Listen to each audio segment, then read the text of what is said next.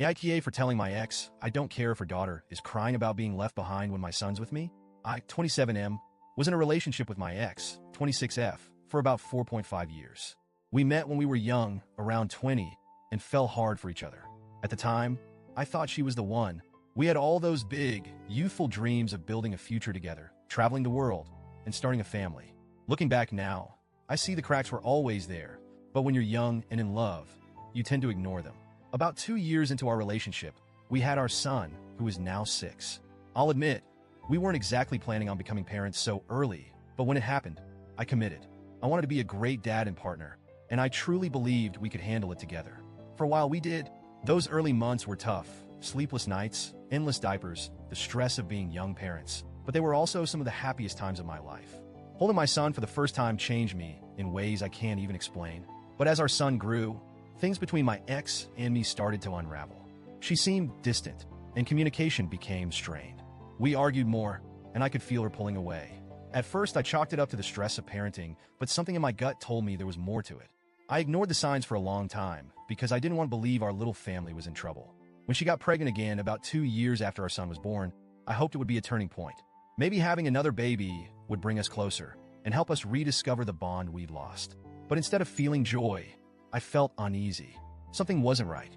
The timelines didn't add up, and there was this nagging voice in the back of my head that told me to ask questions I didn't want to ask. Eventually, the truth came out. She had been cheating on me. I don't know how long it had been going on or how many people were involved, but the damage was done. When her daughter was born, I insisted on DNA tests for both kids. It was one of the hardest things I've ever had to do, but I needed to know the truth. The results came back, and they confirmed what I suspected. My son was biologically mine, but her daughter wasn't. Seeing it on paper made it all feel so final. I remember sitting in my car after getting the results, just staring at the envelope and feeling this mix of relief, anger, and heartbreak. Relief that my bond with my son was real. Anger at my ex for betraying me and putting me in this position. Heartbreak for the life I thought we were building together that was now gone. We broke up shortly after that. I fought hard for 50-50 custody of my son because I wanted to be in his life as much as possible. My ex and her family begged me to stay involved with her daughter too. They argued that the kids deserved to grow up together and that I had already been a father figure to her during her pregnancy and her early months. But I couldn't do it. It wasn't just about the betrayal, though that was a big part of it. It was also about boundaries.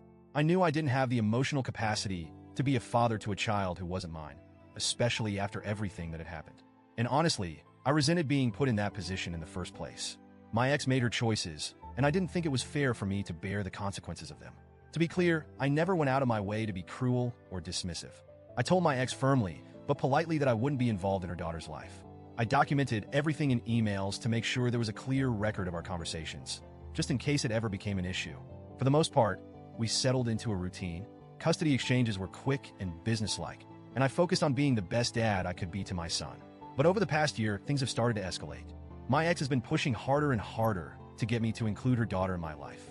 She'll make comments during drop-offs about how her daughter misses me or how she wishes the kids could spend more time together.